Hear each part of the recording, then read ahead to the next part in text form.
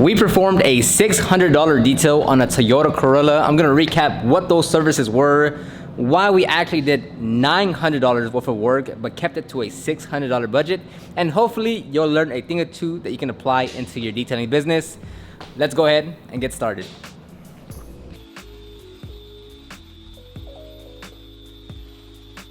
All right, so with this customer, he's brought us around 3 or 4 vehicles. And with this one, he basically said, hey, look, I have a budget of around $600.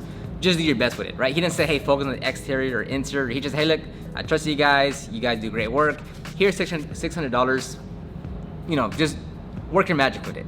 So with us, because he's a great customer, because he's brought us his other vehicles, we said, you know what? Let's kind of go the extra mile on this. So let's kind of do $900 worth of work, but for $600. But obviously, you don't want to just do $900 worth of work and take that much time as well. Like, you still want to keep it within a reasonable time frame, so you're still staying on budget with the job itself. So we did things a bit different on this job to be able to do more services, but still keep it within a reasonable time frame and within the budget. So we overall did 5 services: an engine cleaning, headlight restoration, 2-step correction, no coating, just a sealant, trim restoration, and then an interior cleaning. I actually didn't get any of the interior cleaning footage just because we've done it 1,000 times now, and because we just kind of want to knock it out to stay within the timetable. I didn't record anything on the interior. Now, when the Corolla came in, the overall condition is, well, it's a 3 overall, right? The headlights were oxidized. There's a lot of dings and dents and scratches and etchings on the paintwork. The trim was heavily faded. The engine was very dirty. The interior wasn't that bad, but the exterior definitely needed a lot of work on. So if it was at a level 3, our goal was like, hey, let's bring it up to like a level 7.5. So if we wanted to do that amount of work for that budget, we have to do things a bit different than normal. Because as much as you want to do a 2-step correction and wet sand and ceramic coat this and restore this, not every customer is going to pay for that, right? So you have to find that balance between, okay, this is the full proper 10 steps. The customer is paying this amount. So out of those 10 steps, how can I fit that within this budget, this constraint, to get the best results with all these limitations?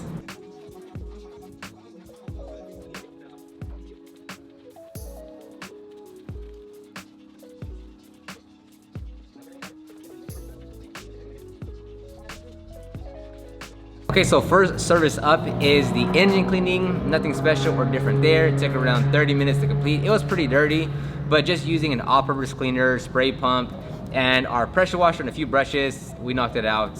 Pretty straightforward.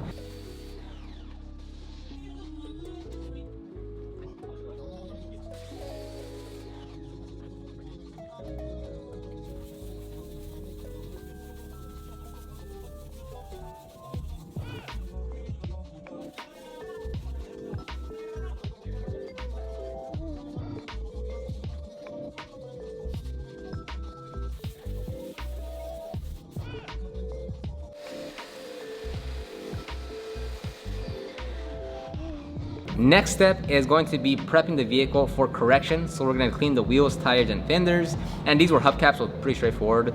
We're going to wash the vehicle, obviously. We're going to do an iron decontamination.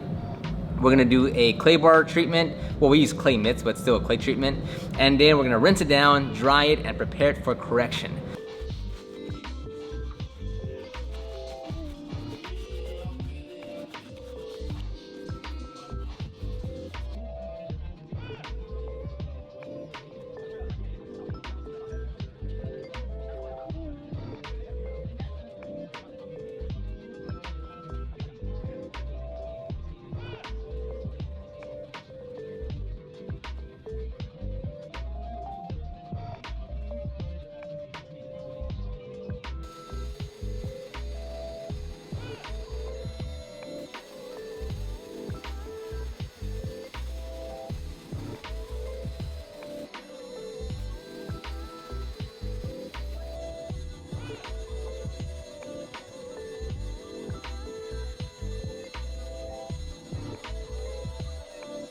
Now on here, it actually was, a lot of the surfaces did have a lot of contamination on there, so we actually spent a good amount of time cleaning the vehicle. We always, 9 out of 10 times, we're using a clay mitt, not a clay bar.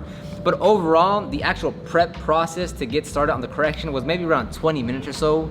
not including the time that we have to reverse the car, vacuuming up the water, none of that. Just the actual cleaning, prepping phase on the vehicle took around 20 minutes.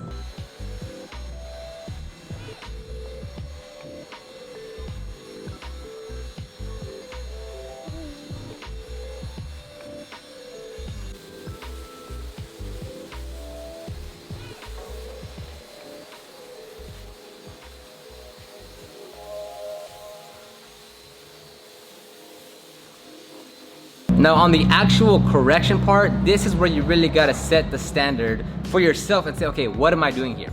So we wanna go the extra mile for this customer, and we wanna get fantastic results on the paint work. But that doesn't necessarily mean that we have to do like the most proper fashion of correction and polishing to achieve those results, right? Because again, the overall condition is at a 3, right? Even if we were to just polish it, would bring out the paint level to a higher degree and make it look much better.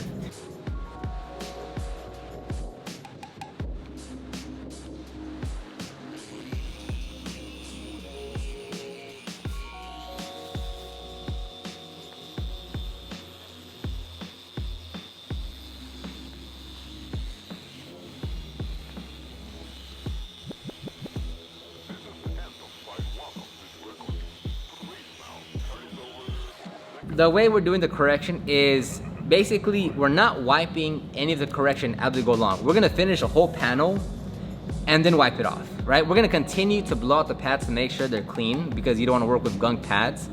But other than that, it's like we're not gonna do a 2x2 section, wipe it down, inspect it with a paint, it looks good, okay, let me hit it again real quick, or let me touch up this little spot and then move on. That's not this type of service. We're working in large sections and we're only wiping off the product once. So that means if I'm working half the hood, I'm gonna work in, let's say, 2 to 3 sections on the half side of the hood, but I'm not gonna wipe down the product until I'm done with the whole hood. That way it just decreases the time that I'm working on that hood. And we're also not taking the like a light and inspecting it every single pass. Once we saw that, okay, look, this cutting and compound combo is working well, it's removing like 80% of the scratches, that's it.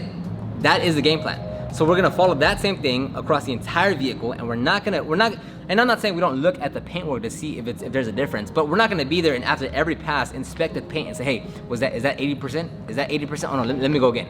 It's just a pass of correction, and then go on to the next phase, do another pass, and then wipe it down. This is just to minimize the amount of time that we spend checking the paint, wiping it down, because again, the goal here is to do more services without eating too much time.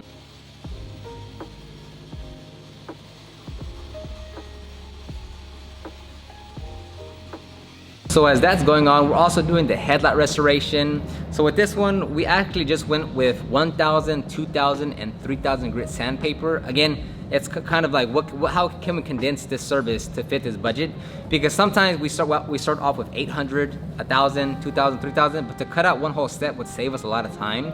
So we actually went 1,000, 2,000, 3,000 correction or buffing and polishing, and we still got phenomenal results. Like I don't think many people would be able to tell if we started off with 800 first or started off with 1,000 first. So that's like another small little tweak that we did in order to cut down on our time, but still get amazing results. Like, you know, could we get better results if we started off with 800? Perhaps, but based on what we're working on, based on the objective of this detail, did we still get phenomenal results that a customer is super happy about? Yes. So there was no problem with going just straight to 1,000 instead of 800 or 500.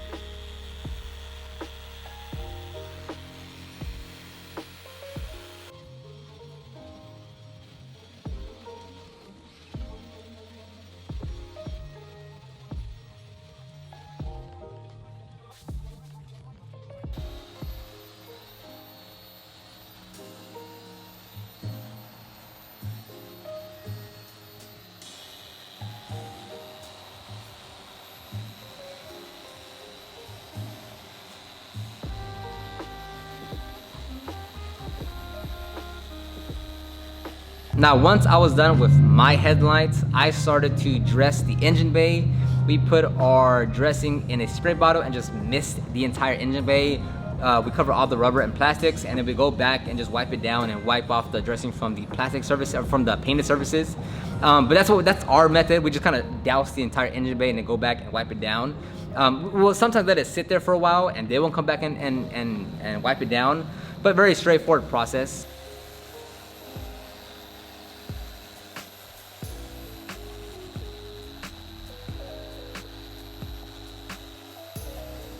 Now, I didn't get too much footage of this portion, but I also went ahead and did the trim restoration on the cowl area and on the side mirrors. That's pretty much where all the trim was. I used the Malco Revive New. And as we were finishing that, Lex was finishing up the polishing. It was a very, very straightforward process. There was no, I mean, this was one of the easier cars that we worked on the exterior, where everything was kind of working in our favor. So, you know, it also helped. Like, if it would have been a different story if this was very sticky, dry, sticky paint, or if it was very soft paint and like it was giving us more problems on the finishing, but we had none of that. It was all straightforward. Now, unfortunately, I don't have any afters other than the engine cleaning that we did, but it turned out fantastic. The customer was very, very, very happy with the results. Again, we still did an interior cleaning on this job.